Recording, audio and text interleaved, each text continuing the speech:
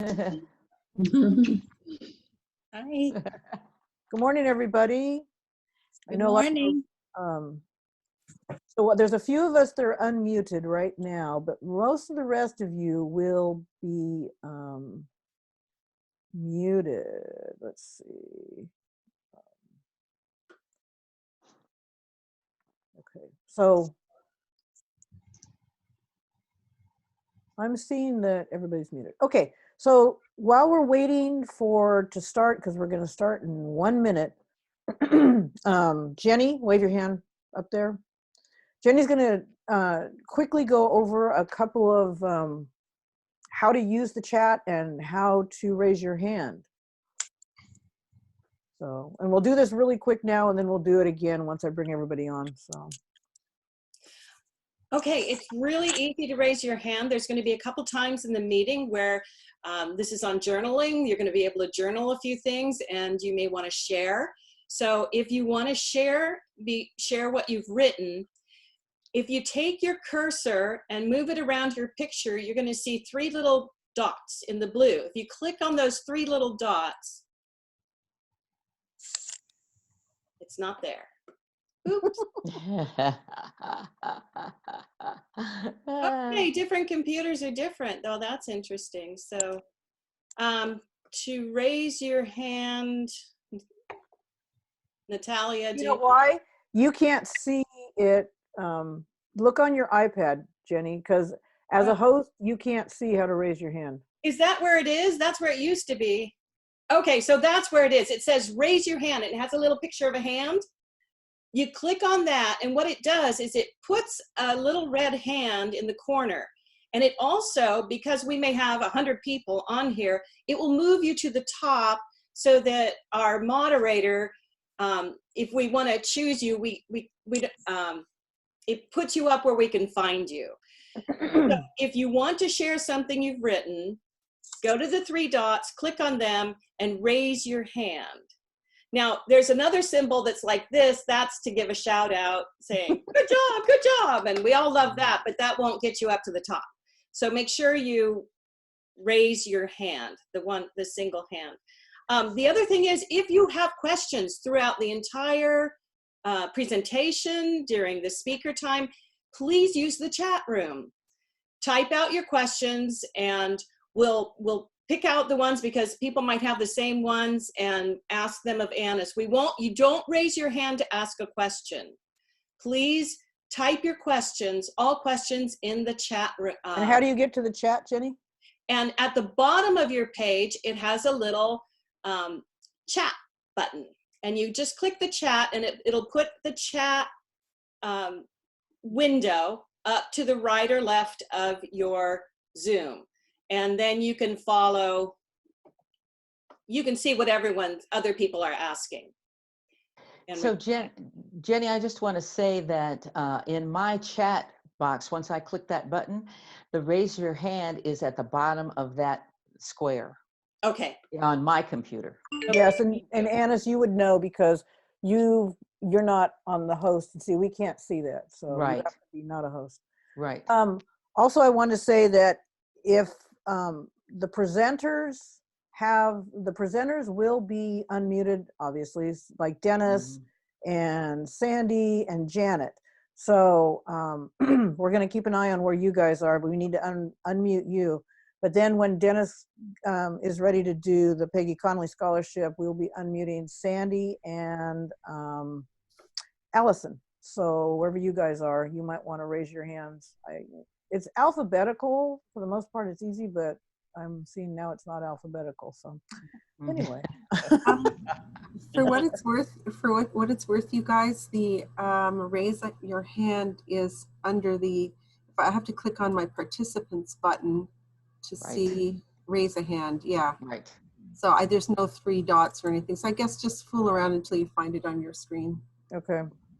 Right. Now that you mention that, it is on participants, not on chat for me too. Yeah, you got to click on participants, and you can see everybody. So, okay, I'm going to go ahead and get started. If you need to do a refresher, Jenny, when it's time for questions and whatnot, just go ahead and you can explain it then.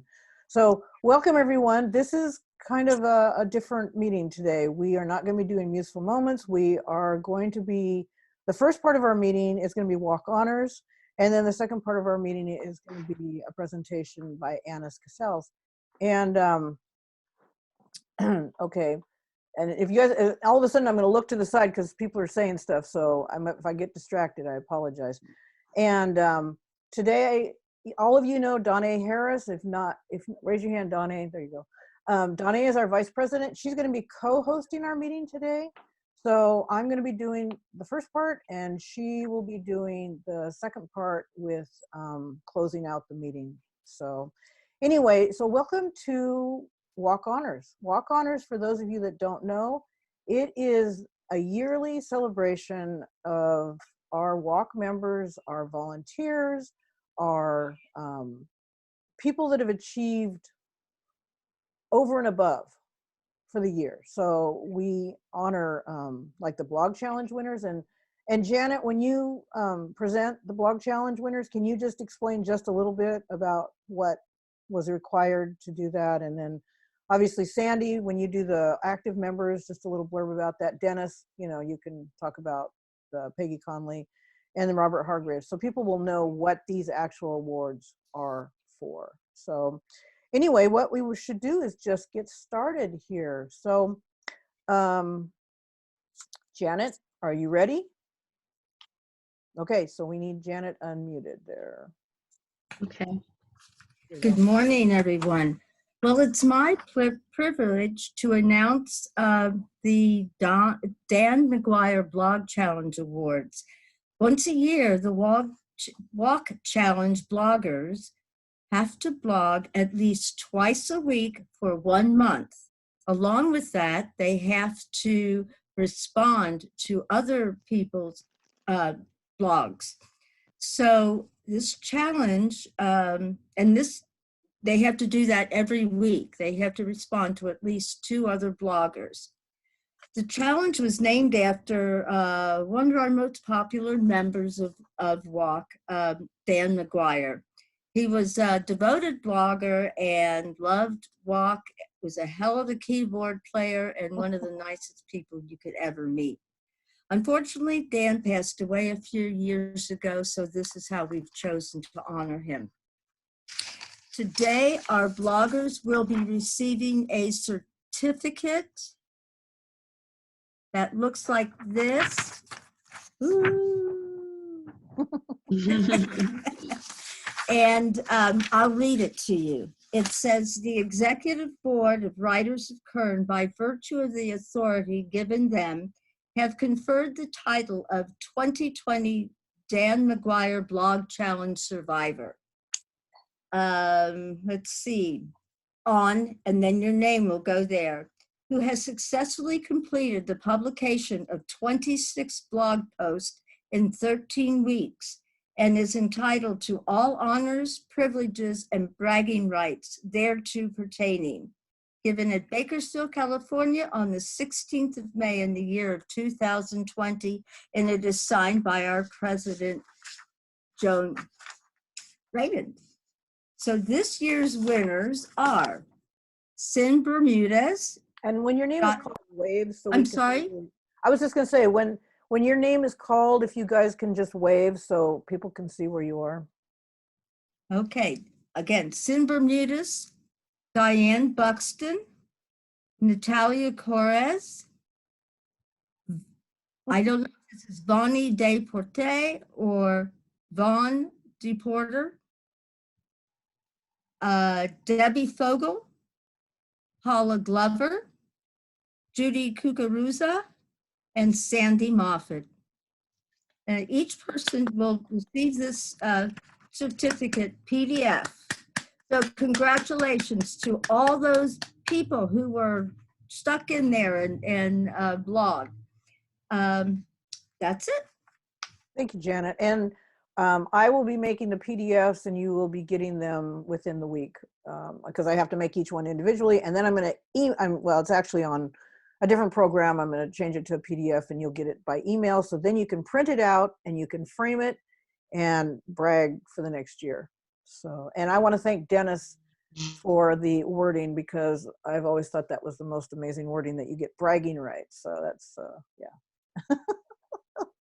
Okay, so for the new active members, Sandy, where are you? There you are, okay. And so explain what active is.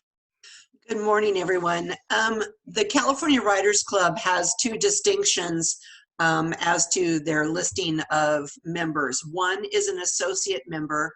That is a person who has not yet been published enough to receive the honor of being called active.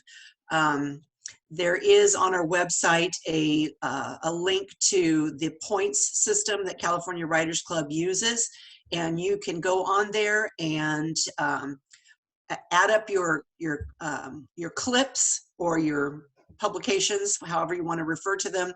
And if you have 15 points, then you can move from associate to active status. And we have pins that I will be mailing to 3 people today. And the 3 people receiving that honor today are Susan Baker.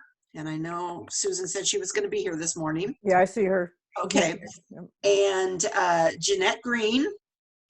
And there's Jeanette. Yep. And finally, Carla Martin. And is Carla here? Okay. Anyway, so I will be mailing those pins to you out in Monday's mail. I will wrap them in toilet paper so they're ever so more valuable. No, just kidding.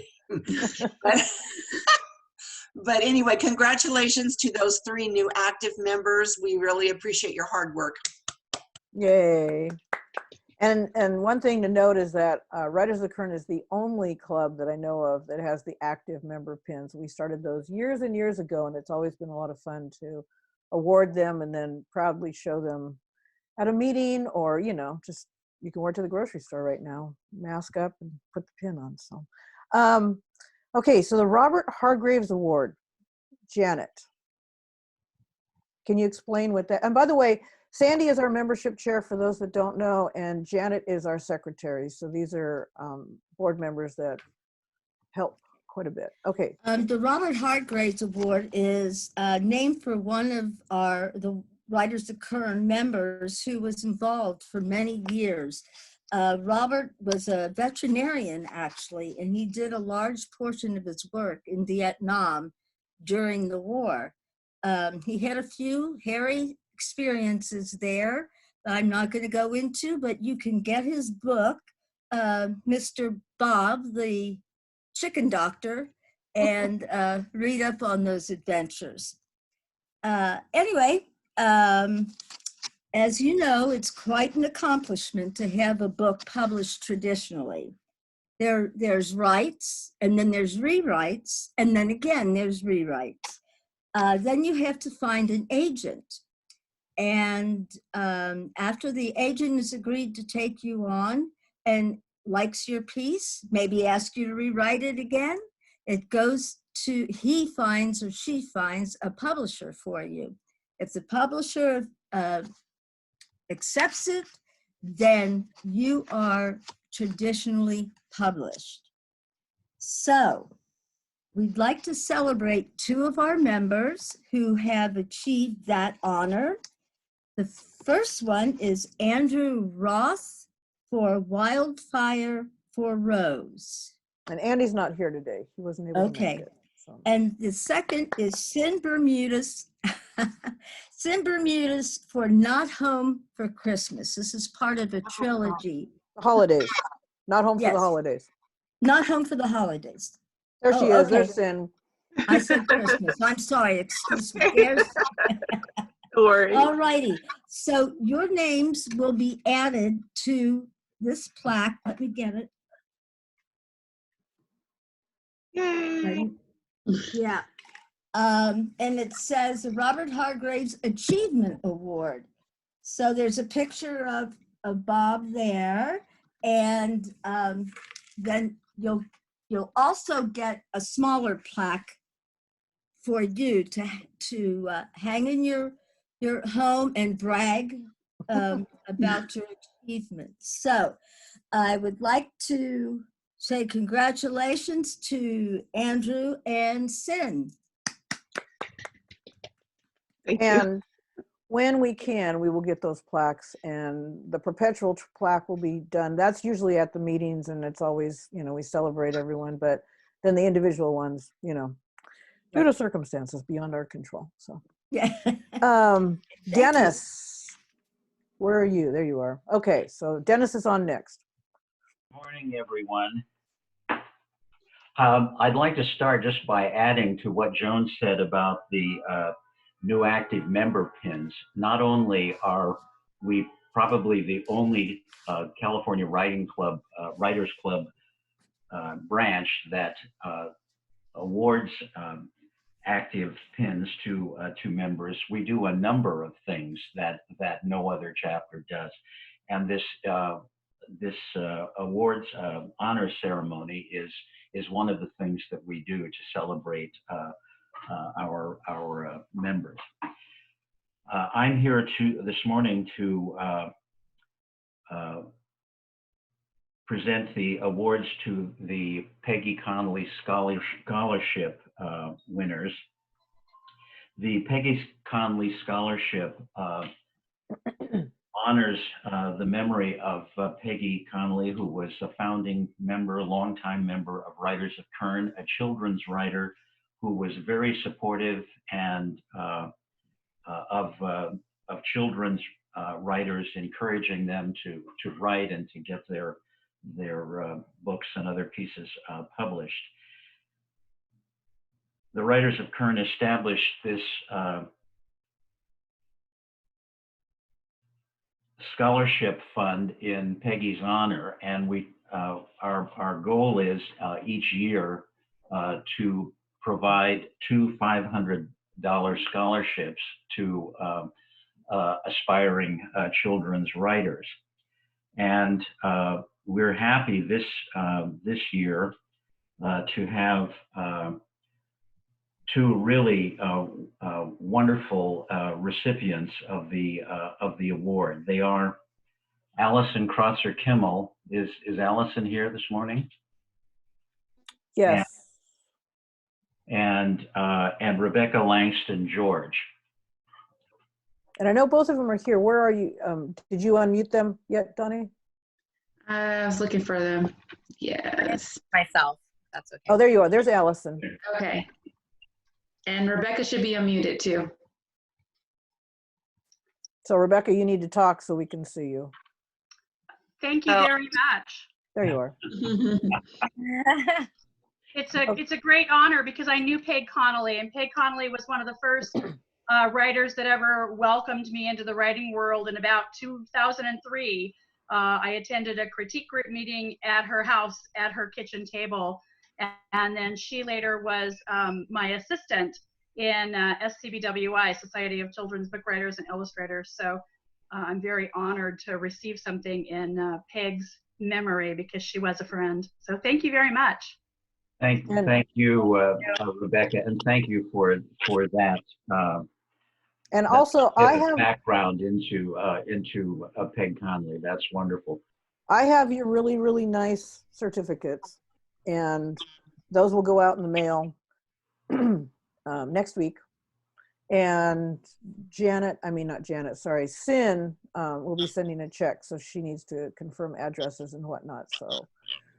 So I just wanted to say thank you very much. I didn't have the honor of knowing Peggy, but I have the honor of knowing Rebecca. So anytime I get to stand next to her, even virtually, I feel like I won the lottery. So thank you. And I wanted to show you all the book that comes out June 9th. And the scholarship is going to go for trying to get a book trailer for the book and help me promote it, because I wasn't able to do that with the last book, and I wanted to try it with this book, especially in this time of social distancing, not really sure how to launch a book. So thank you for helping me do that. That's awesome. You're welcome, and congratulations to both Rebecca and Allison. And I want to add my thanks and gratitude to Annis Cassells and Janet Skabinski for their help in promoting the the Peggy Conley Scholarship. Thank you all very much. Thank you, Dennis. I appreciate it. And so that kind of leads me into wanting to thank all of our volunteers. This club would not run with all of the amazing people that help make this happen. So I listed the volunteers. If you have printed out your agenda, I've listed, I know I've forgotten a few, and I apologize to those that I forgot, but I did want to say, so our WOK officers, Donna Harris, our vice president, Sin Bermudez, our treasurer, Janet Skabinski, our secretary, Sandy Moffett, our membership chair, Natalia, who runs the club. She, because she makes sure our website is up and running, and she, if there's ever a challenge, she's there. And she also does our newsletter. So when you get the newsletters, that's all Natalia. Jenny Estes, she is our critique group coordinator, and when we're in person, she's our sound engineer. Gay Chambers, she is, and oh my goodness, I know, and what on the very back page it says, and all of a sudden I'm nervous, am I forgetting? She's our member at large, so she comes to our meetings, and if you guys have a question or want to bring something up to the board, you can get a hold of Gay. Stephanie Apsit, there she is, Stephanie. I can see where she is. Wave, Stephanie. Okay, she's a little wave. She's the one who sends out our sunshine cards. And so if there's something going on, she'll be the one that you get a card from.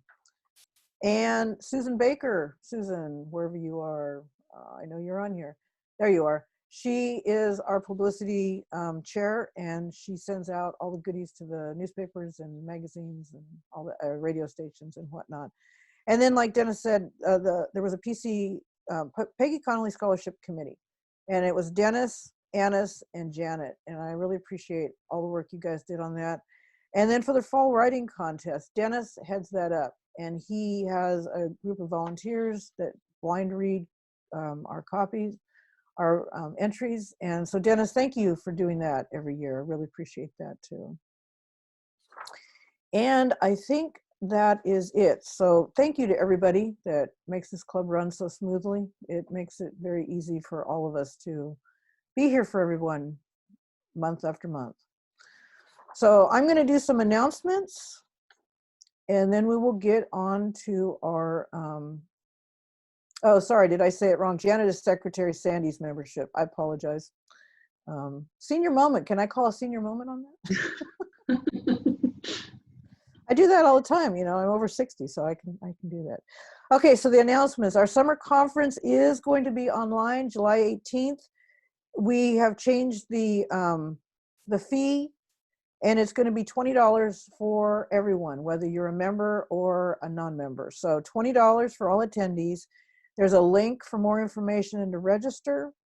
And if you've registered previously for the $65, we can apply the $20 to the conference and then the $45 to your membership dues. So then nothing comes out of pocket. And we will be sending out emails about this. So if you have registered in the past, watch for an email, and we'll figure that all out. The WOK Anthology, yay, WOK Anthology. Everybody's been looking forward to this. And just because things have been kind of hectic with going online and whatnot, we've kind of put that off until July, but starting, you'll get details in the June newsletter, and then all of the submissions guidelines will go up on July 1st. This is a members only anthology, and it's like it was last time. We have a lot of different categories to submit, and we have an editorial team that will be reading, and we'll be accepting and then also sending rejections. So that's the worst part of it all. Elections for board positions next month. So please come to our meeting next month. We'll be voting via online, raising hands, or, you know, however you do that, because June is the month that we elect officers and chairs. Well, officers, and then the board appoints chairs for the following year. So we still need a critique group coordinator. And without a critique group coordinator. That means that critique groups will still go on, but no new people will be placed. So we need someone to step up and say, hey, I want to do that. And then publicity, Susan does a lot, but it would really be nice to have a second person helping Susan. And these are both appointed positions. So if you're interested, let us know, and we'll go from there. I am going to turn it over to Donna right now. She's going to do the second part of the announcements and then introduce Annis. Thank you, everybody. Yes, thank you. So upcoming, all of our meetings will be online via Zoom until further notice. And I guess you can understand why. So our next meeting is June 20th. We will have Judy Billingsley, tips on researching, writing, and publishing your family legacy, which I'm very excited about. And like Joan said before, that's going to be when we do our elections for board positions and submissions for appointed positions in June. Also in July, we're going to have our summer conference, and I'm really excited about that. And there'll be some more information coming out about details and things about that, but that's going to also be online. And our August meeting will also be online with Dr. Christina Gessler, Funds for Writers, How to Apply for Grants, Residencies, Scholarships, and Fellowships. So I hope I didn't say that all too fast, because I tend to be a fast talker.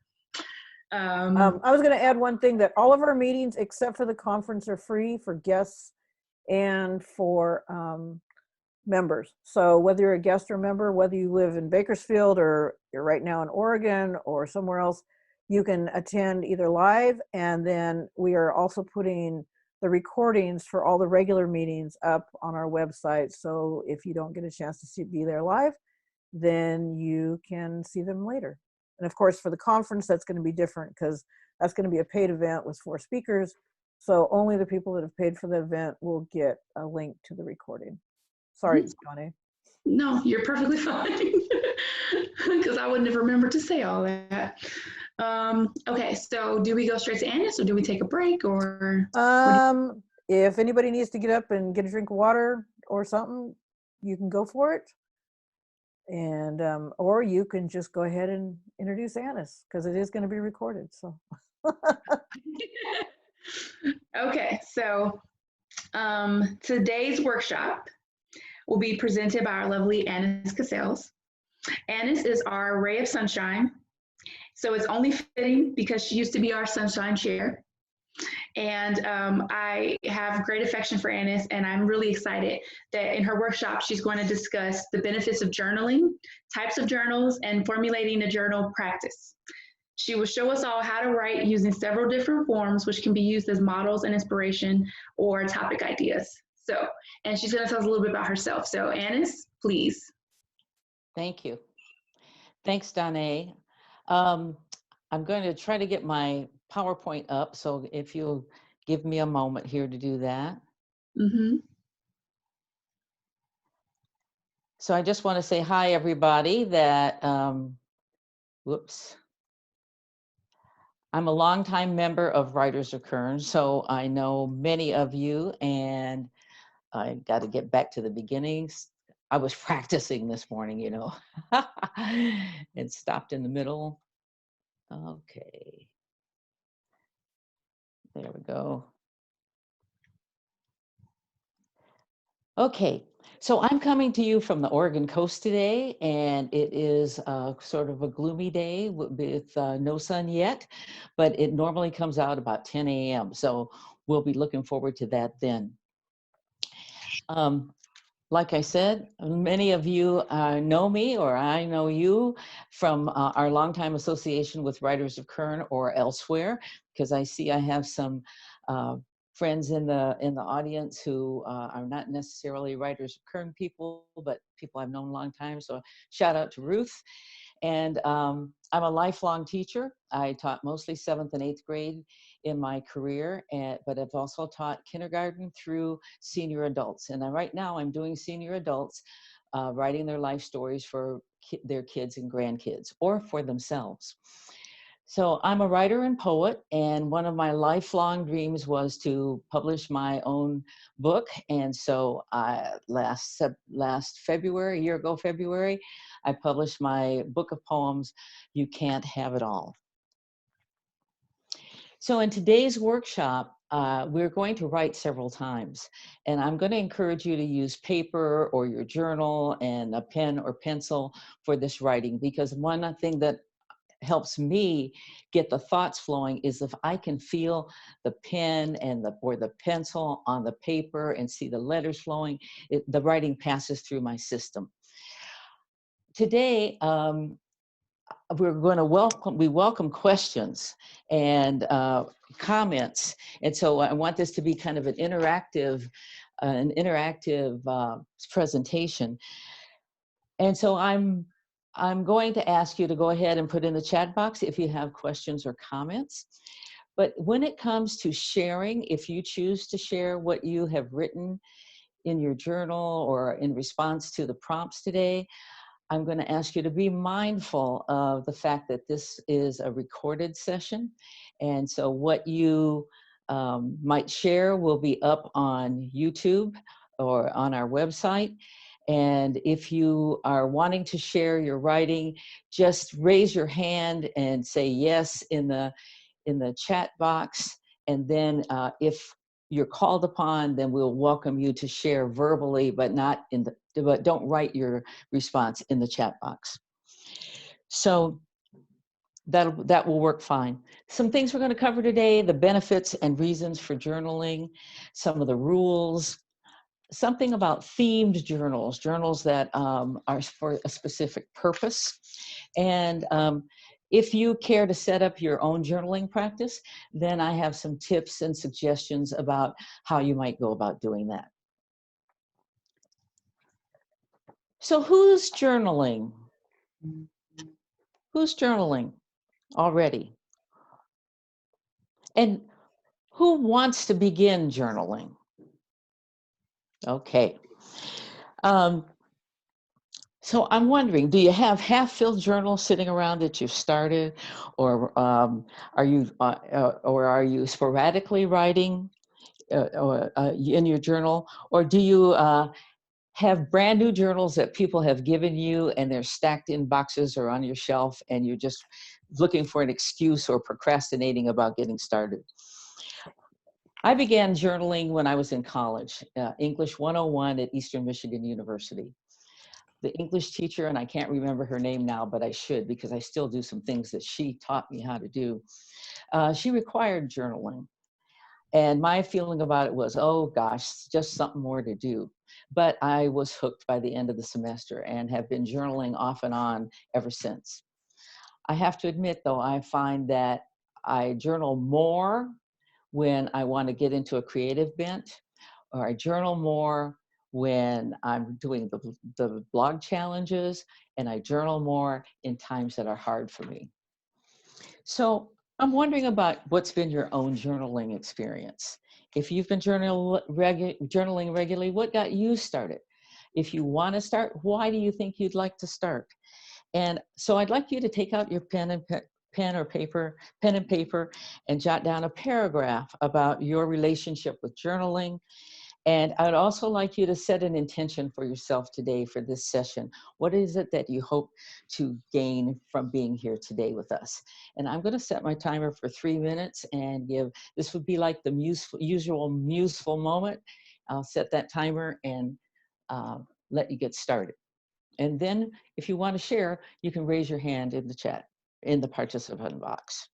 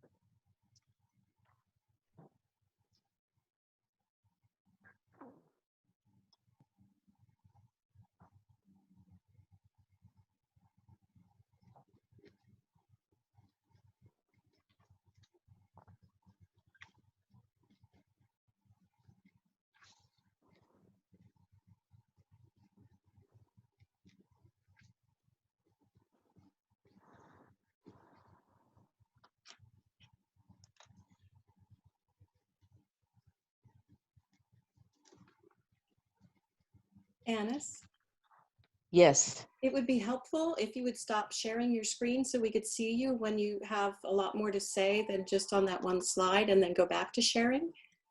Okay. Thank you. We'd like to see you So- when you're talking. Oh, okay, then I'll stop share and it's gonna, there we go. Thank you. Is that better? Yes. Oh, thank you for that. And All you- right, so we hear the gentle harp of the timer.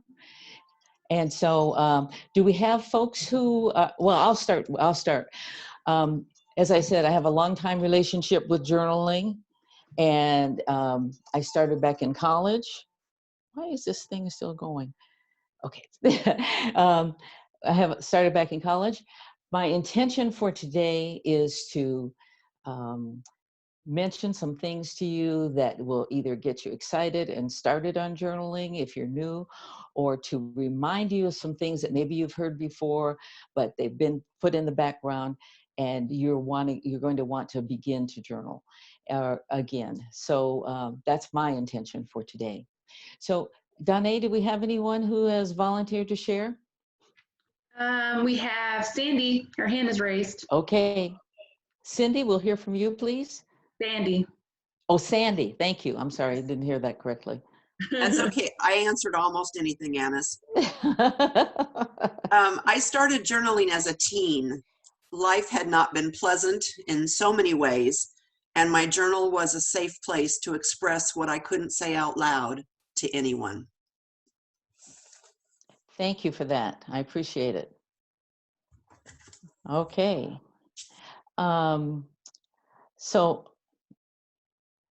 I see that Mariella has a question, and she says she wants to be clear on what is journaling. Is it like a diary? And I hope to be answering that question, Mariella. Okay. Anyone else? Looks like Stephanie. Would you unmute Stephanie Absett? Yes. Thank you. And then I saw another hand, Julie and Shelley, and that'll be all we'll have time for right now. Okay. Thank you. Go ahead, Stephanie. When I journal, I discover more about what I'm concerned at the moment. I discover answers I didn't know were available. I like to write or copy spiritual quotes that help me learn more about how to live. They give me guidelines on problems I'm having. Okay, thank you. Thank you very much. You're validating what I'm going to be talking about too. So we have Julie Bondaroff and Shelley Evans.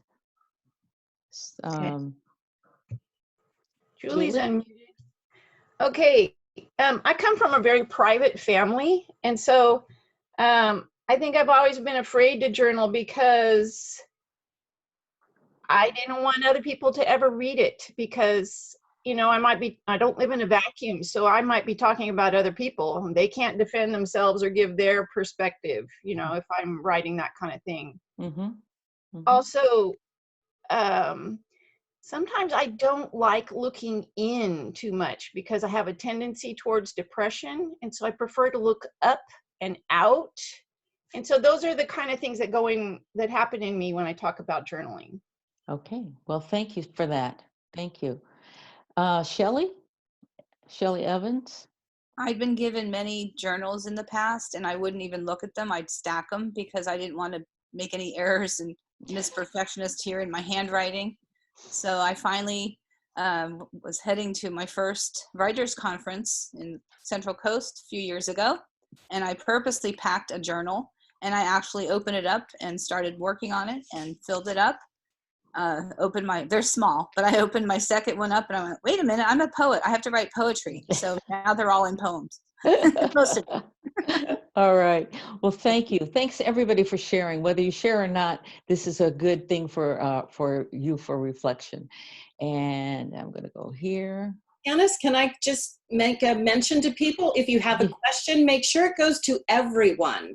That your question that goes to everyone and not to Annis privately, because we're going to be screening the questions, and then we'll ask them of Annis. So if you do have a question, put them in the chat room, but make sure it's going to everyone. Thank you. Thank you. Thank you for that. All right. We're all learning as we go here how this is working, aren't we? So in response to Julie and Shelley and Stephanie, journaling is writing for yourself, everybody. It's your own private personal space, and you are the master of it, unless you choose to share. But if you do have a concern about other people getting into your journal, like remember back in the days when we had those little diaries and we worried, and our mothers did find them sometimes, or our little brothers or sisters did find them sometimes, then the one option is to do your journal online with a password locked. But the journal is a place for your self-reflection and for your own self-exploration and your self-reflection.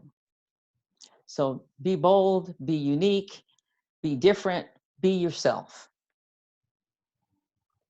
Okay, and so why is this not moving?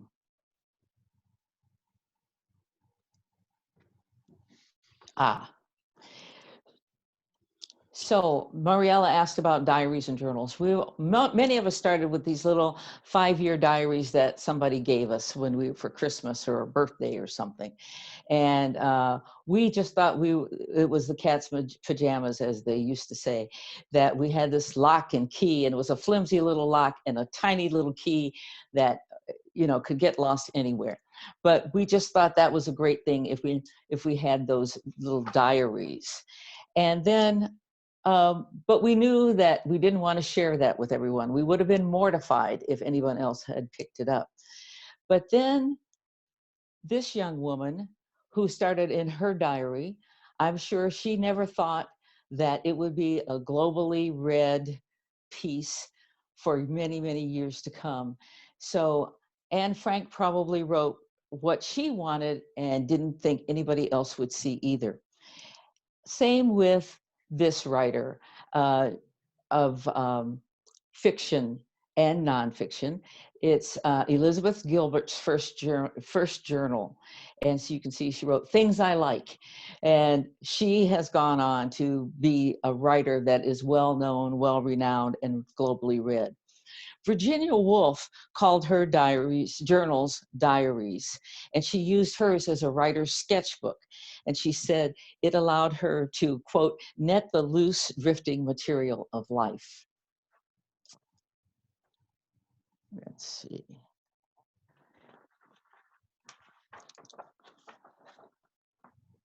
I see. I lost a slide. Anyway, this is going to start. I'm starting on the benefits of journaling. And there are many physical and mental benefits. One is self-care. And self-care is proven to be beneficial for emotional health as well as physical health. One of the things it does is journaling helps decrease anxiety, and it boosts self-confidence and increases happiness. It quiets the mind, it empties the brain and lets people enjoy the quietness of after a brain dump, so to speak. It's also a chance to unplug from social media and our devices and so on, and that's always a good thing because we can get too caught up in that and all that that means. Emotional healing is another benefit of journaling. We're releasing emotional burdens and expressing feelings that we couldn't share with anyone else, kind of similar to what Sandy said. And this quote by Marion Dane Bauer, the author, "My journal was a friend, a place to go with feelings that weren't safe to express in my life. What would have been dismissed or criticized or offensive to other people in some way." And we'll talk a little bit more about emotional healing a little further on. Personal growth.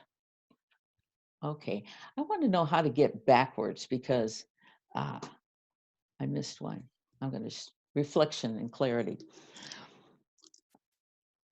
The journal offers us an opportunity for reflection.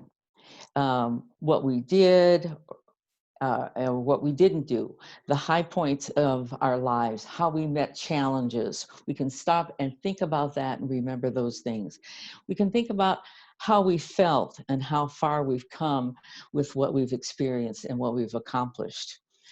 The journal also provides clarity, and it helps us to clarify and organize our thinking, helps us with decision making and to sort out options. Let's see.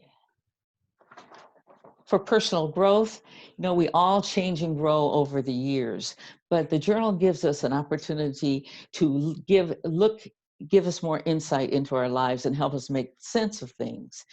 And we see anew where we came from and where we are now, because we all change and grow. And it helps us to understand ourselves all the better. A repository for memories we might just want for ourselves to go back and enjoy and remember, memories maybe even to share with other people. And I do teach some memoir writing classes, and I bill it as an opportunity to write your life stories for your children and grandchildren. But the people who don't have children and grandchildren tell me that it really is a wonderful thing for them to review their lives and to also be able to look back at where they've come. And so the journal can be the springboard for if you want to end up writing your life stories or your memoir. Journaling also enhances creativity. I mentioned that when I want to just really get a creative burst, that's one of the places that I do it, in my journal. It lets me stretch my imagination with writing prompts sometimes, or just looking around the room. As Natalie Goldberg says, look around and see where your surroundings and focus on something. It helps to play with forms and I approach it sometimes with a playful attitude. So it's a chance to experiment and see what shows up. And let's see. And I'm going to read you a little something from my journal of February 12th, so you can see what showed up. So this was taken from that prompt by Natalie Goldberg. Rubber band, tan, narrow. The elasticity almost gone because of stretching. The rubber band doesn't return to its original size. But what does once it's stretched beyond its capacity or shape? Sweaters? No. They remain misshapen and bag out in areas where they've been overstretched. Stomachs or abs? No, not soon. Just ask the physical trainer or the new mother about the length of time it takes to recover. Our brains, our minds? No. And this is the happy circumstance. Once our brains are stretched, they can never become narrow again. We can't unlearn, unthink, unsee what has transformed us and our thoughts. Can't close the door to the world that's been opened or left ajar. The more we know. So I started with a rubber band. I end up with something totally different that kind of gives my feeling about life and about philosophy, my philosophy of life. So journaling can take you lots of places.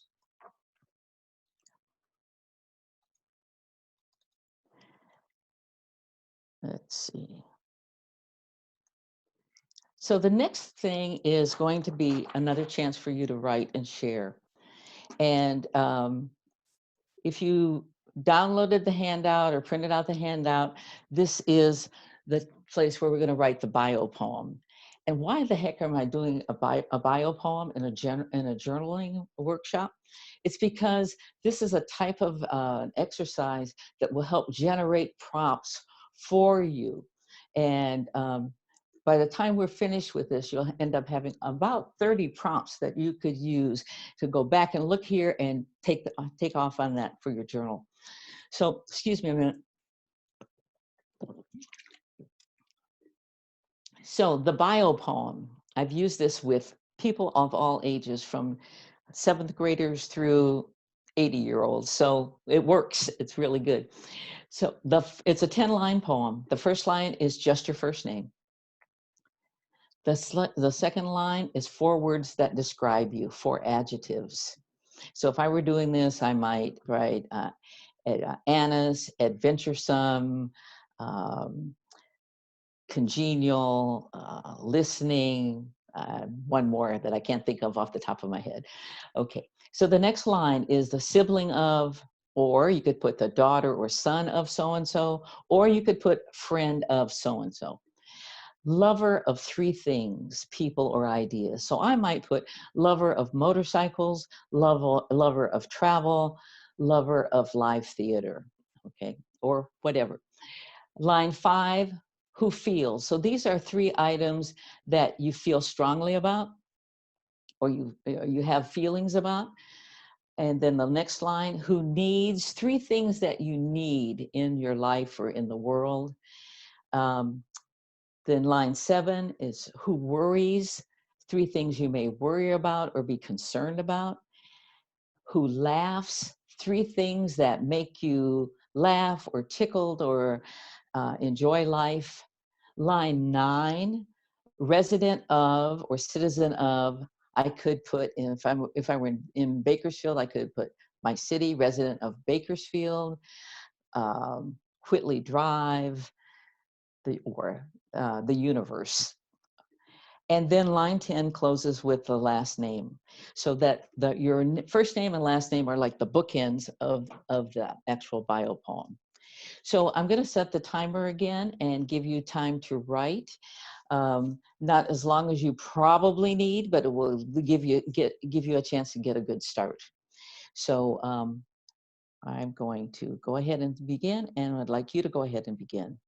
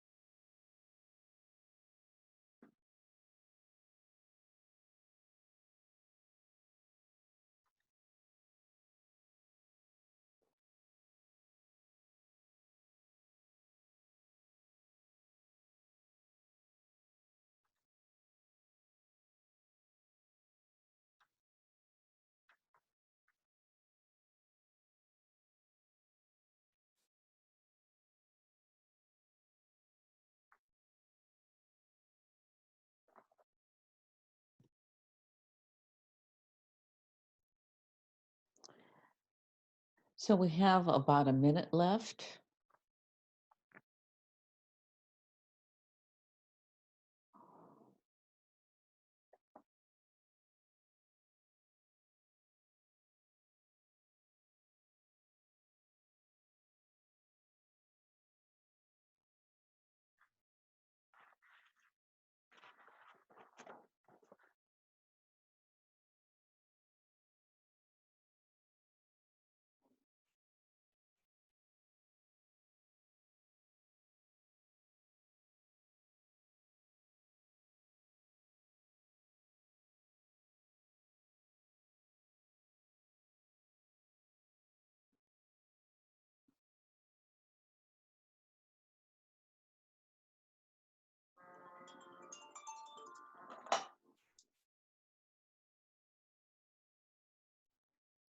And that's our time.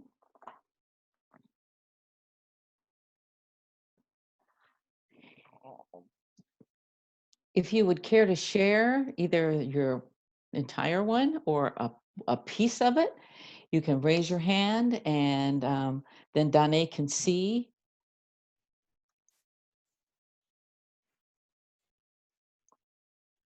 Because I can't see everyone, I need you to raise your hand on Zoom. So I see Gay. So I'm going to unmute Gay. You want me to go ahead and talk now? Yes. Okay. Gay, happy, joyful, friendly Christian, sibling of Renee, lover of Christ, creativity, and fellowship, who feels encouraged, content, and happy, who needs friendships, time to create, and food, who worries not to worry, who laughs at myself and my characters, resident of Bakersfield Chambers. Thank you, Gay. Thank you very much. All right. I appreciate you sharing. Who else would like to share? I see Joanne Schmidt. So I'm going to unmute you. Okay. Okay, you want me to read it? Yes, go ahead, Joanne. Okay. Joanne, kind, intelligent, compassionate, caring, daughter of Maria Esther and Joe, lover of poetry, pets, music, who feels happy, trapped, insecure, who needs clarity, more order, love, who worries about excessive possessions, loved ones, my next move, who laughs at my partner's jokes and wit, who laughs as a survival mechanism as often as possible, citizen of the world, and my last name Schmidt. Thank you very much, Joanne. I appreciate it. Is it Joanne? Yes, Joanne. Yes. Okay. Thank you so much, Joanne. We appreciate you being willing to share. Is there anyone else? I don't see any more hands raised, and I don't see anybody else waving or anything. So. Okay, that's fine. That's great. So, you know, there you have it. You have writing about friends, writing about jokes that you like, writing about family members, writing about where you live, writing about whatever the things are that worry you or concern you. And so right there, if you take each one individually, you've got 30 prompts to get you started, places to look back if you get stuck on a morning journal practice. Appreciate everybody. Thank you. So I'm going to go back to sharing my screen. And I am here. And let's see. So we've done some journaling stuff, so to speak. And now about the rules. Okay. Well, there are no rules. Okay. There are no rules for journaling. That's the main rule. So you can choose any type of book you want, whether it's a bound book, a spiral book, a notebook, whether it's lined or it's unlined. You can include any topic you want, whether it is memories, whether it's your experiences in life, whether it's ideas that you have, maybe it's lists Maybe it's pictures or collages that are going to give you something to write about. I recently saw a journal where the person had pasted newspaper clippings, and then they had written, it was from 1943, and it was during the wartime, you could tell. So then they had written about either the picture or the picture reminded them of their own war experience. You can add maps or scraps of anything that you might have, tickets to ticket stubs to a play or to some event. Don't even worry about spelling, about grammar, about punctuation, about anything in the world that those English teachers sort of metaphorically wrapped you on the knuckles for, or red penned your work. Do write whatever you want, as much as you want, even if it's on the same topic. That's one thing for me. I find myself returning to the same topic, and that just tells me that I need to look at it again or look at it more. Write wherever you want and whenever you want for as many minutes as you want. So truthfully, there are no rules, no real rules. So I'm going to talk about themed journals here, and you can see the themes: gratitude, dream, anticipation, travel, art, learning, and tough times.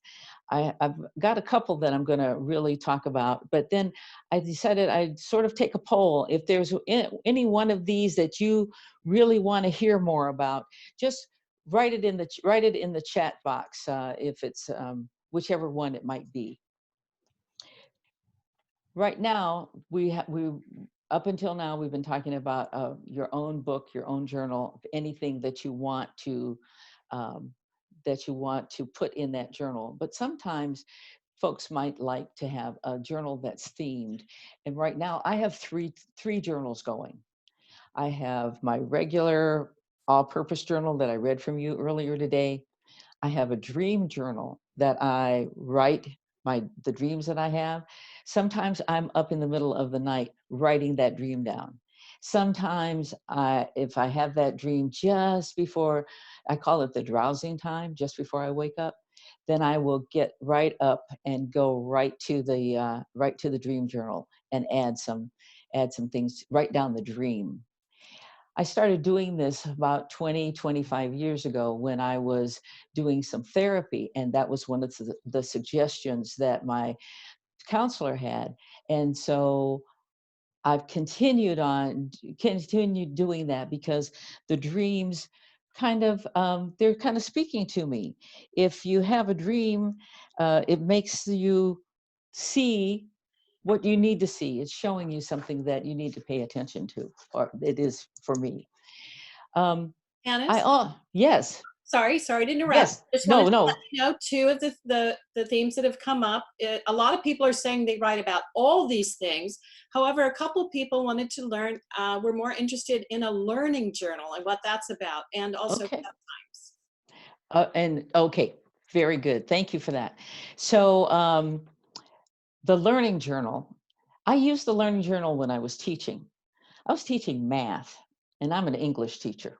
So I wanted to give kids a writing experience, and I wanted to get more of an insight into their heads about what they were learning as far as math is concerned.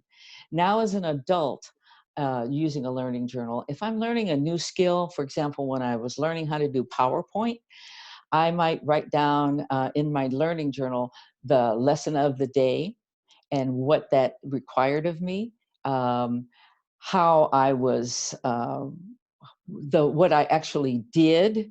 I might put down, excuse me, how I felt about it. So gave myself some kudos. Pat yourself on the back. You're doing great with this, or you're learning, or just a little more practice, or whatever on a day-by-day basis as the learning is taking place.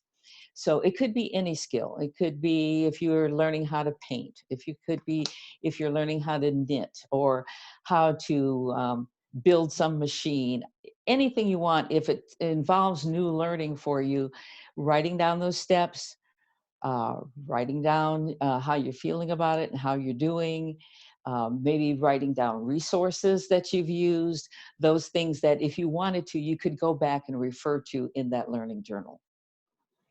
And the Tough Times Journal, that's one that I was really going to talk about too, because sometimes we have things going on in our lives that are, should I take this off now? Or can you see me? Please, we'd like to see you. Okay, so I will, all right, that's what I wanted to know. Okay, sorry about that.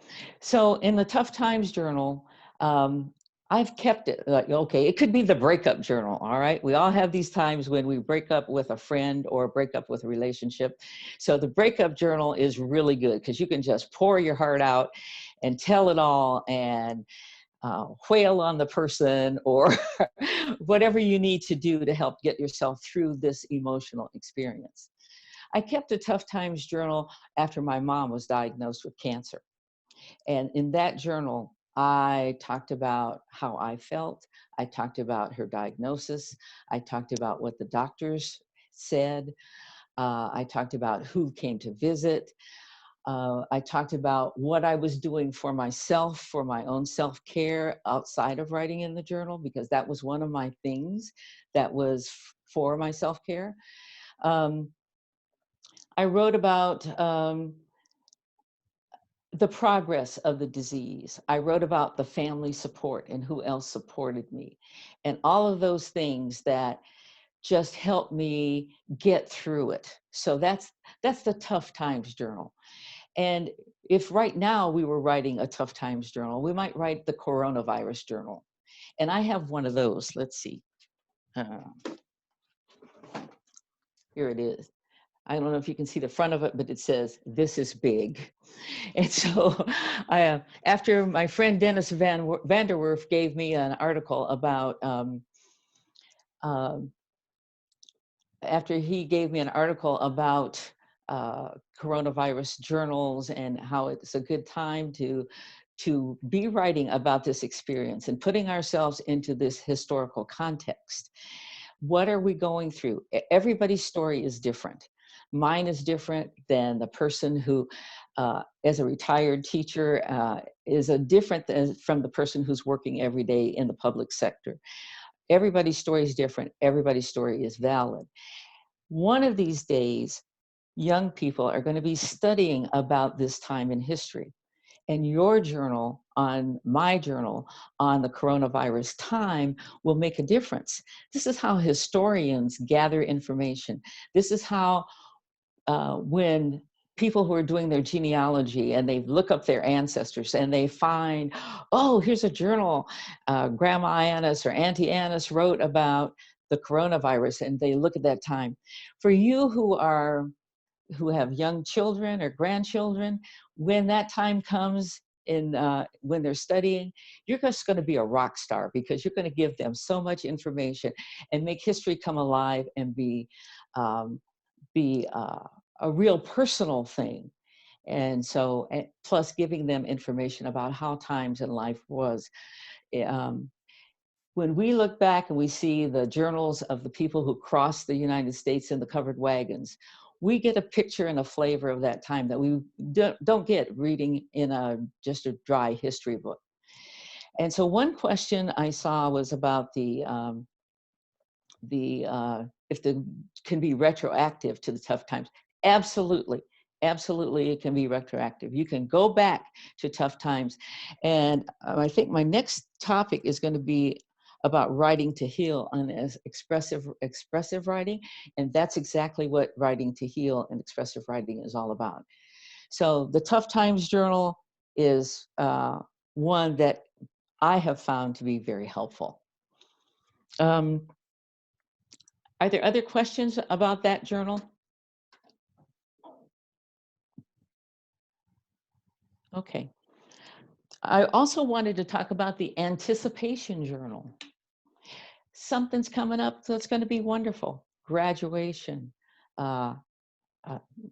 This year, the graduation probably goes in the Tough Times Journal, but in a normal time, things that are that you anticipate, the birth of a child or a grandchild, letters to that child or grandchild, things that you are looking forward to. And then those are the kinds of things that can go in an anticipation journal. Let's see. Any others that folks might want me to say a little more about it? I see a question from Sandy. Should we put our handwritten journals into one large chronological, and I can see I lost it.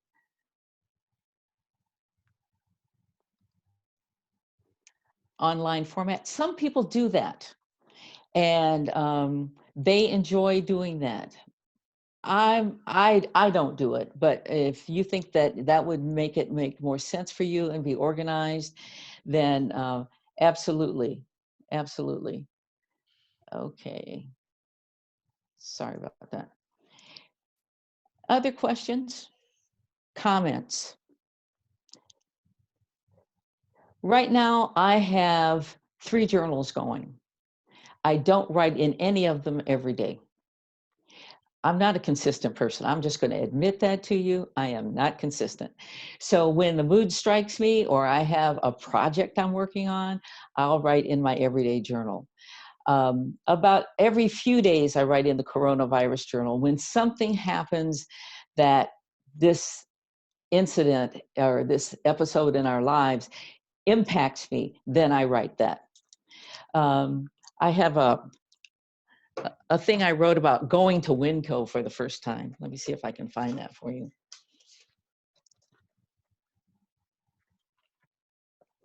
Another morning, wondering what the speed about the spread of COVID-19. How many more are claimed? How far is it now reaching? And wondering about my own vulnerability. We are distancing from others, going out for necessary appointments and for walks that end up at Starbucks to pick up our mobile order, ending up at the grocery store in case a needed or wanted item is available, in case. I was out early yesterday to do some of our heavier shopping. There was no large container of white vinegar in any store, neither Winco nor Albertsons. No disinfectant wipes, many empty shelves. When I arrived at Winco at 7:10 a.m., a long line of people waited to get in. The line stretched to the end of the building, but the people were patient, spread out instead of right up on top of each other, and the line moved quickly. A manager at the door was letting folks inside in groups of 25 or so, keeping things orderly and flowing. When I left an hour later, long checkout lines, the lineup outside continued. I noticed a few people wearing masks. Most people were considerate, even though focused on their task. So, like on a day when something impacts me, yes, I will write in the coronavirus diary. Annis, there's been a Yes. question about bullet journaling. Do you know anything about that and what makes it different from regular journaling? It's kind of a listing. I just read up on it a few days ago, but I didn't have it on my thing. It's a listing and it's bullet points, and so it's short types of things sort of reminiscent of a to-do list, but people are saying, the people in the article I read say that it's really helpful to them because they can get it down, they can feel like they're accomplishing things. There are some online blogs about bullet journaling. And so if that's of interest to you, then I suggest that you Google bullet journaling and go ahead and write on that. There's another question. Thank you. Mm-hmm. There's another question from Julie. She says she's one of those people who doesn't start for fear of failing, but she likes the idea of journaling in one book and maybe color coding to differentiate what kind of journaling it is. Oh, that's a good idea. That's a good idea. And you know, when I thought about this presentation too, I thought I didn't think of color coding, but do you remember those spiral notebooks we have for college that you put every class behind a tab? So one of those might work for if you wanted to do themes behind the tabs, because remember, you don't have to have that leather-bound, gold embossed journal to be journaling. Any book that works for you will do. So thanks for that question too. Any others? Okie dokie. Oh, sorry, I've got to go back to share the screen.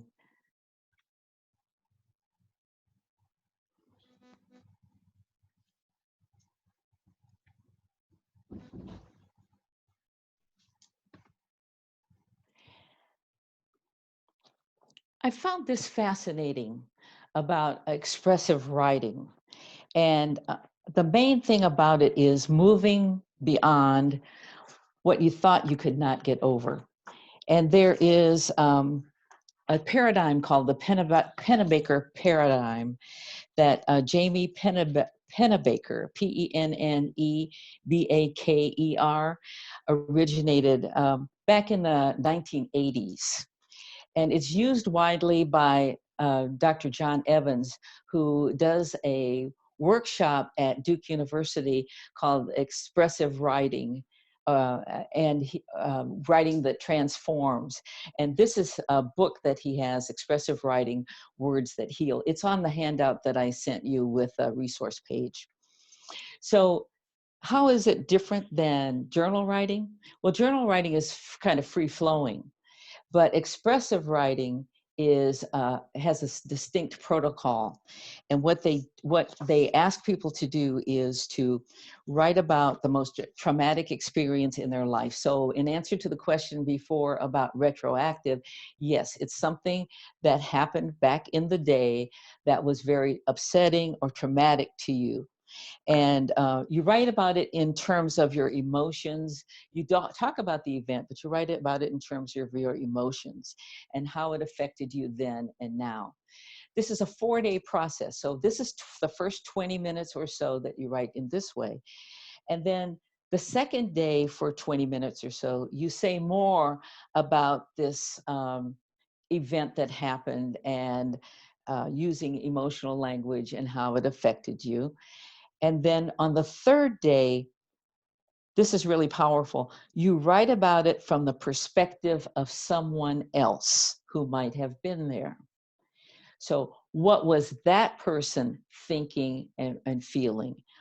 And you also write it in the perspective of you now as you look back on it. So either of those two ways, the you who was there, oh no, excuse me. You write about it from the perspective of the you who was there then. So you write it in third person. So if I were writing about a traumatic experience, oh, it was the time that my bathing suit fell off in the pool at day camp, okay? So if I wrote about that in the third person, I might write, she jumped into the pool, third person. She jumped into the pool and landed among the screaming teens who were already in the water. Her bathing suit top came untied and floated to the top. She was mortified, and then tell about what she saw happening and so on and so forth. So from the third person. So that's day 3, either perspective of someone else who was there or your perspective in third person. And then the fourth thing is to write about it again in terms of the story you would like to tell in the future. So 20 minutes that day. You can't change the event, but you can change your response to the event and write about it like the story you want to tell about it. Okay? And so that leads us to mindful writing, mindfulness, because that's what expressive writing is in a way too, because you have to focus. But mindfulness while we're writing helps us to be grounded and anchored, and it brings us to what's here right now. So writing mindful meditation follows Awareness, we're witnessing something. It acknowledges, we pay attention, which is acknowledges things and how they unfold. It follows acceptance, which describes to ourselves how things are right now. We write from the point of view of affection, writing that supports and holds us in the best light. From appreciation, gratitude or richness, and also an affirmation affirms our experience as it is. So this is one of the things that I was asking, that I asked you to download, or it's one of the writing exercises, mindful writing. So it's page 3 from the handout, but I'll leave this up so you can see it. So I'm going to ask you, I'm going to give 3 possibilities, and then of course you can write however you wish. But so you might write, when I think about COVID-19, I am aware that such and such and such and such. When I think about COVID-19, I'm paying attention to such and such and such, and so on and so forth, all the way down the line. When I think about or it could be when I think about a decision you've made, when I think about my decision to blank, and you fill in the blank, I'm aware that blah, blah, I'm aware of. It could be back in about people that you know or care about. When I think about my parents, I am aware of the struggle that they had being a young Black couple in Detroit in the 1940s, period, and so on and so forth. So it could be any one of these things, or if you have something else that's you're burning to write, go ahead and write for yourself on that. And I'm going to set the timer, and then if you are willing to share, we can do some sharing. Okay.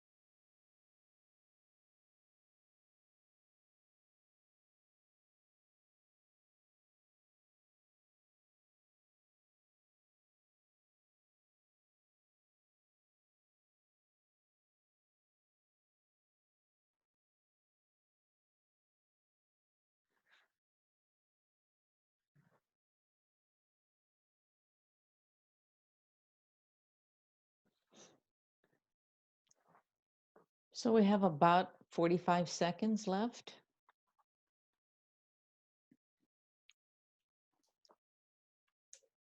Annis, there's a couple questions you might want to look at that you might want to address from Judy and Sandy. Okay, thank At you. some point. All right, I'll stop sharing.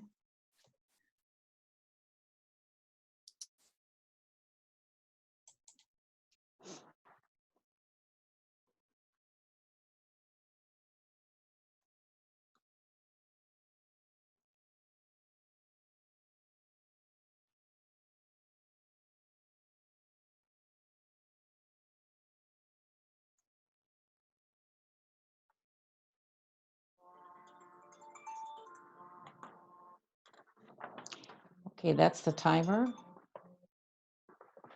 And let's see.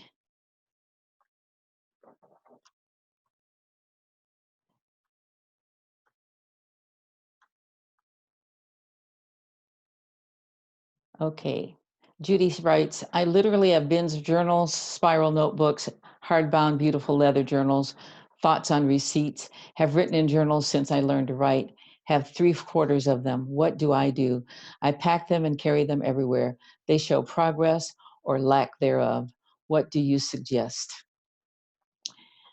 Well, Judy, all I can say is that you have a wealth of life story, of information.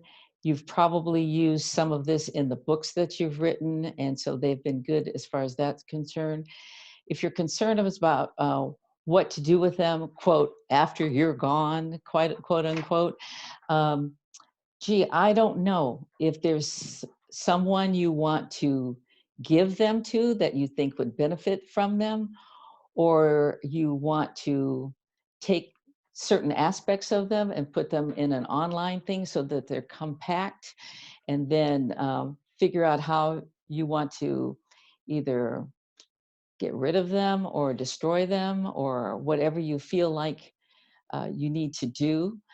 I've always threatened that and told my partner that when I go, just take these journals and burn them. So some people may feel that way about it. I'm not sure how you feel about it, but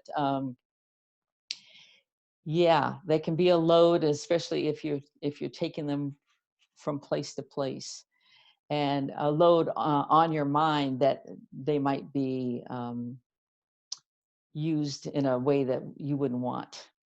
So I hope that gives you some idea. I'm not sure. From Sandy, do you feel your family would be hurt by your journals or think them worthless when you are no longer here to protect them? If so, how do you deal with that? I don't think my family would think they were worthless, but there are things in that journal they don't need to know. And so that's why I jokingly, but I mean it, said, take these and burn them when I'm gone. And if I feel myself going, I might light a bonfire myself. But the journal's personal. There are things I choose to share, but again, my daughters do not need to read some of the things I thought about their father. And so, and that's something that keeps coming up every now and then. So I feel like those are things that I will not pass on. Okay. Thanks for those questions. Anybody else? Okay. So the mindful writing. I'll share mine first, and then if anyone wants to share theirs, please raise your hand. When I think about opening the country, I am aware people are struggling on both sides of the issue. When I think about opening the country, I'm paying attention to how it's going to play out. When I think about opening the country, I accept I won't be able to do the things I used to do. When I think about opening the country, I have an affection for my own health and well-being. When I think about opening the country, I appreciate that I have a safe environment and I'm healthy. When I think about opening the country, I affirm that I am content to wait and see. Okay. Is there anybody that else who might want to share? I see Sandy. So you're unmuted. When I think about losing my husband, I am aware that I have no control. I'm paying attention to his health and habits, even though he isn't. I accept that he will make his own choices. I have an affection for his wit. I appreciate his wealth of knowledge. I affirm that I will love him always. Thank you for that, Sandy. Appreciate it so much. Anyone else? I see Sandy Ryan and Shelley. Yes. I see, is it Damien? His hand is raised first. So Okay, it's yeah, it says Damien, but it's Tammy Bolio. Okay. okay. Go ahead, Sorry, I can't, it's hard for me to see. Go ahead, Tammy. I'm sorry about that. That's my computer. Okay. When I think about my grandchildren, I'm aware of the profound impact my influence has on their lives and my legacy. When I think about my grandchildren, I'm paying attention to their future selves. When I think about my grandchildren, I accept all of my flaws and flawed examples because they point them out to me. When I think about my grandchildren, I have an affection for this part of my journey. When I think about my grandchildren, I appreciate every frickin' moment I spend with them. When I think about my grandchildren, I affirm this tremendous wealth of feeling loved. Thank you for that, Tammy. I appreciate that. I had a thought while you were reading about the flaws. A friend of mine said, her granddaughter said to her, "Grandma, you have a lot of wrinkles." And the grandma says, "Yes, I do." And the kid said, "Do they hurt?"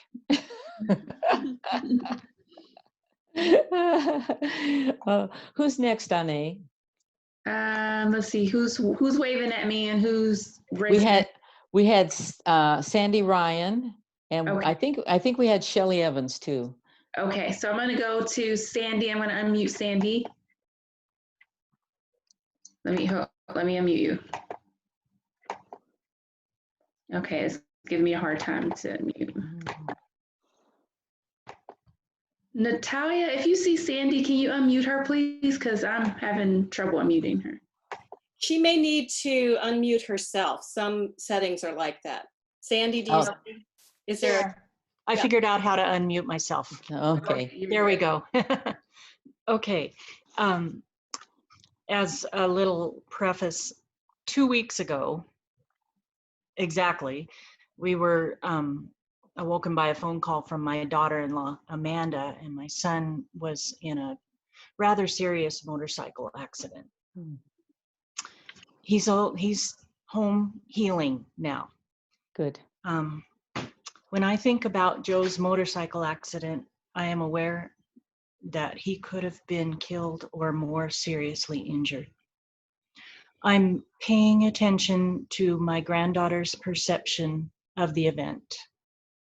I accept that he made a bad decision, probably due to being locked down. I have an affection for his ability to manage pain.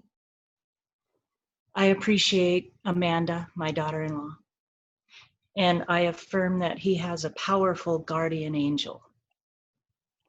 Thank you so much. Appreciate that, Sandy. Okay.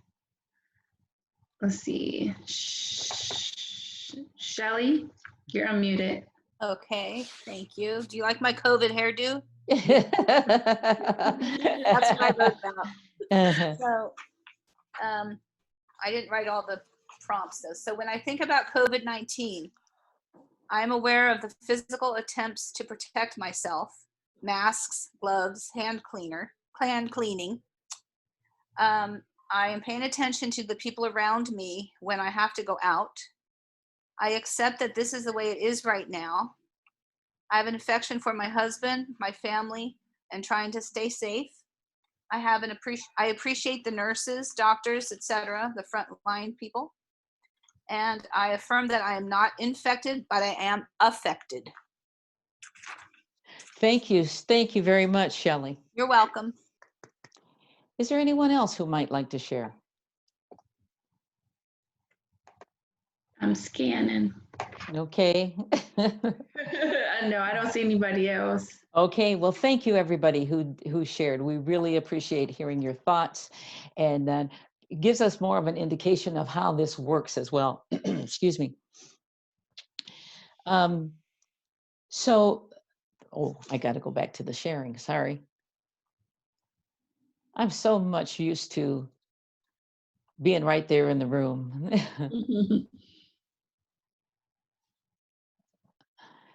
So now a few journaling tips. And again, these are not rules, but they're just tips for how you can enhance your journaling experience and get the most out of it. So one is use lots of detail. And by that, I mean sensory detail. What do you, it's like any other writing. What do you see, feel, taste, touch? Describe the actions that you are taking or anyone is taking in who happens to show up in your journal. And but write without self-censoring. And that's why you might want to burn those journals later. So don't censor yourself, just let it flow, let it go. We talked about the Tough Times Journal or the Coronavirus Journal providing a context. And so in your everyday journal, providing a context is a good thing to do as well. So if there are world events going on or if something is going on locally, you're going to the state fair, excuse me, something new is opening, the Bakersfield Art Museum is just opening exhibit, whatever's going on at the time, it's always a good thing, or it is a good thing to be able to put that in the journal too, to give it some perspective, even if it's like the weather or some other newsworthy event. Often on my daily journal, or I call it daily, but as you know, it's not. So I will put the date, the place I am, because sometimes I'm in Bakersfield, sometimes I'm in Oregon. I've even taken my journal on a trip, so sometimes it's I'm wherever that is, like at the Shakespeare Festival or something, and I have a few quiet moments to write and reflect. So date, time, and place I often add. I ask myself questions in the journal. What do I think about that? I might write something and then I'll say, what do I really think about that? Or how do I feel about this? Or what do I want to do next? And that makes the writing continue and helps provide the clarity that we talked about earlier. You might want to reflect on what you've learned and how events have changed you and how you feel now that you have a different perspective. I want to encourage you not to give up. Even if you feel like you're discouraged in your practice, if the practice feels like, oh, it's stale, I have to do this again, whatever, then do something different. Do something different. Okay, all right, I missed.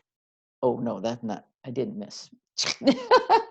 Okay, do something different if you have to. You want to change locations maybe. One person advocated turning the journal around and writing upside down, or whatever can help you feel like it's more fresh. Or go to those prompts that we started, or if there are lots of books of prompts, online blogs that have prompts. I've given you a few of those in the resources page in the handout. Let's see, and just keep expanding your journaling, and that will help you feel like it's all working and working well, so you don't get discouraged and you don't give up. And again, this is your thing. This is your personal space. So whatever you want to do with it is okay to do with it. Let's see, where am I?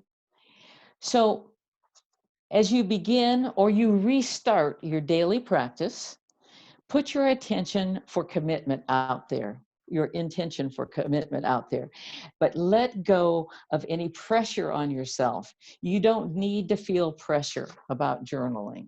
It's supposed to be a safe place for you, not a pressure-filled place.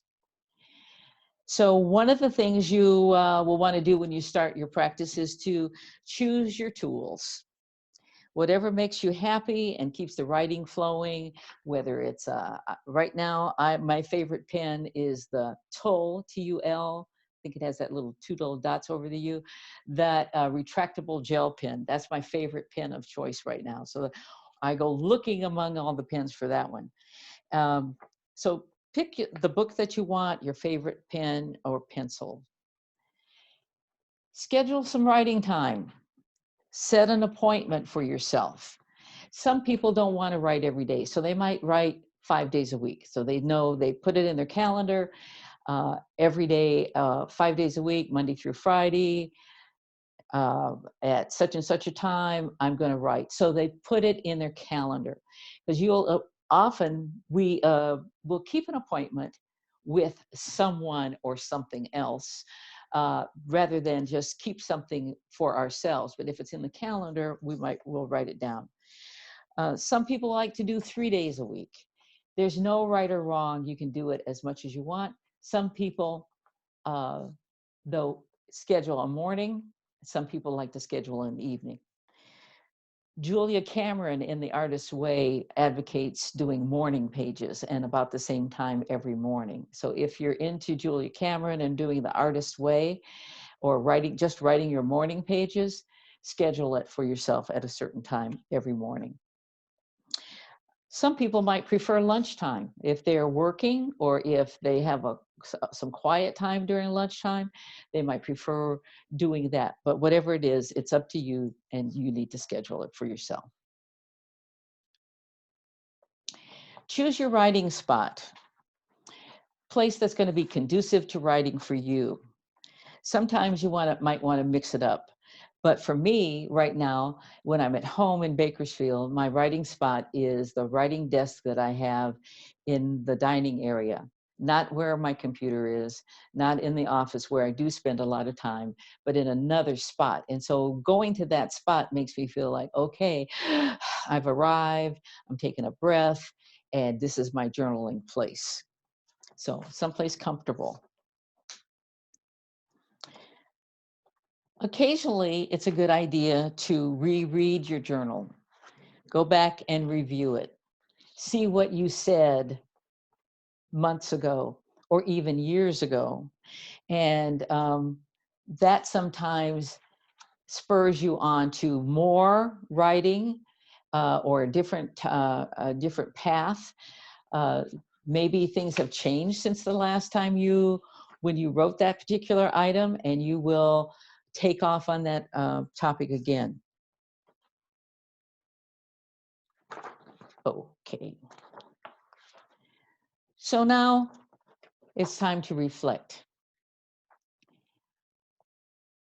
Was your intention met today, the intention you set at the beginning? And I wonder if there were new insights for you that you gained, or things that you were reminded of during our time together today that will encourage you to go ahead and journal. And I'm wondering about a statement about journaling. And if you'd like to, you can add to the chat, or I'll give you about a minute to think about it or write something down. And then if you'd like to share, we'll be happy to see that.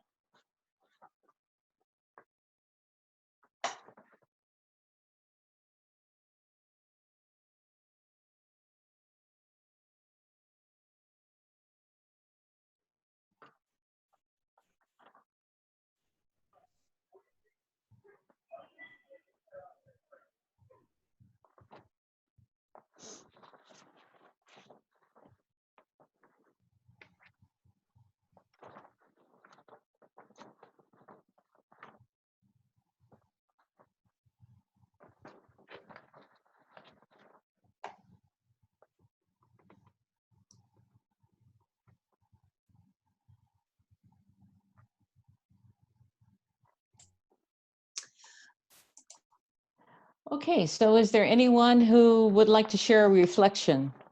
While Donnae's looking for who's raising their hand, I just want to share real quick that yes, yes, and yes, you have inspired me once again to re-engage. Well, then my intention is met. Absolutely. Thank you so much. Thank you. Thank you very much. I want to say one thing. I don't know how to unmute myself. You're unmuted, Stephanie. Go ahead. Well, a long time ago it was a real painful time, and I wrote and I wrote and I wrote. And then one day I thought, it's not good for me to have this. And I took it and put it in the garbage can. And it was just a big relief that this issue, I mean, I still sort of had it, but it was better. And so for me, journaling, that was a really good plus for me. And I really enjoyed your class. So are we getting all this information from somewhere? Because I tried to print and I couldn't get all your stuff. The handout that was sent out with the email or that invited you should be there, and you click on the PDF and you should be able to print it. Thank Okay, you.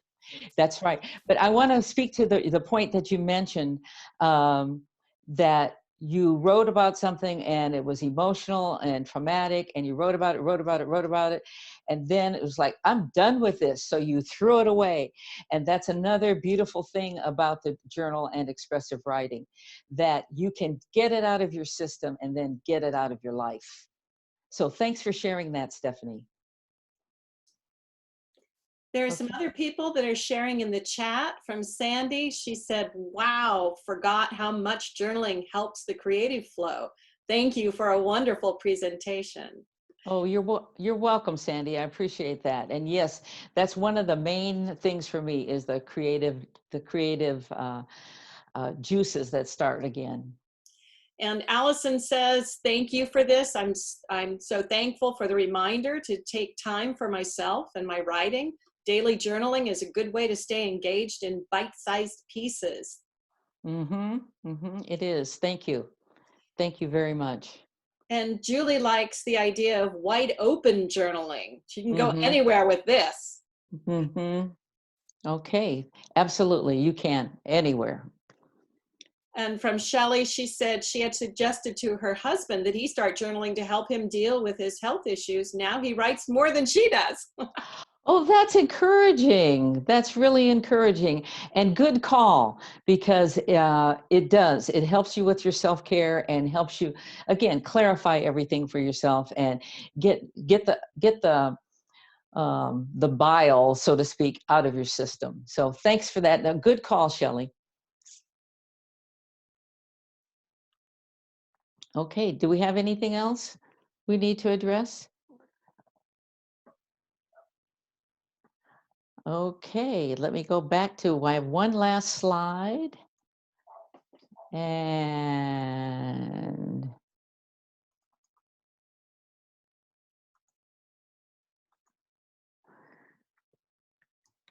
it's the thank you slide. So anyway, I just want to thank all of you for your attention and for your participation.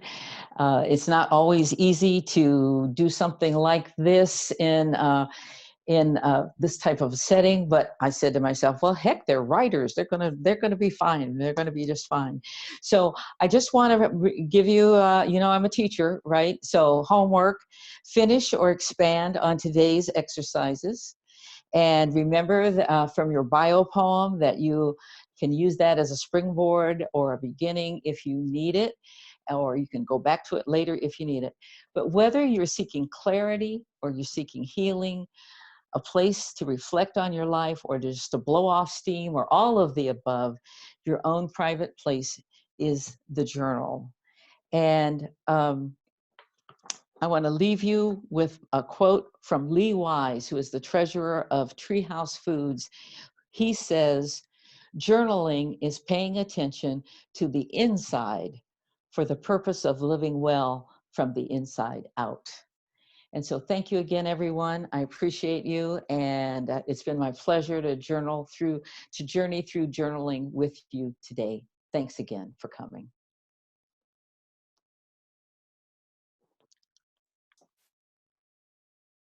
Thank you so much, Annis. I appreciate everyone. Thank you. I don't see Donna. Are you there? Somehow we lost Donna, and I know she was going to close the meeting. So this was fabulous. The meeting is recorded. It's going to be up on our webpage. Natalia, is there anything else I need to say about that? If people are having trouble finding that link to the... I'll add it to the Facebook page, and it's already up on the website. For those people who don't know what that website is, it's writersofkern.com. Okay. So anything, if you want the handouts, just go to writersofkern.com. It will be there. The link to the recording will be there. I'm not sure what else they were going to say to close the meeting, but I have one more thing to say. Oh, great. Okay. Yes. You have my contact information, so that it's heyannis@sbcglobal.net. If you need to or want to contact me for further information or to respond to a question or whatever, then please do feel free to do that. Okay. Thank you again. Shall we close out? Yes. Oh, thank you. Right. And our next meeting will be online June 20th. Make sure and click the link when you get the email about the meeting. Oh, there's my phone. Click the link and reserve your spot. And everybody stay safe, and we'll see you in a month. All right. Thank you. Thank you. Bye, everybody. Bye. Bye.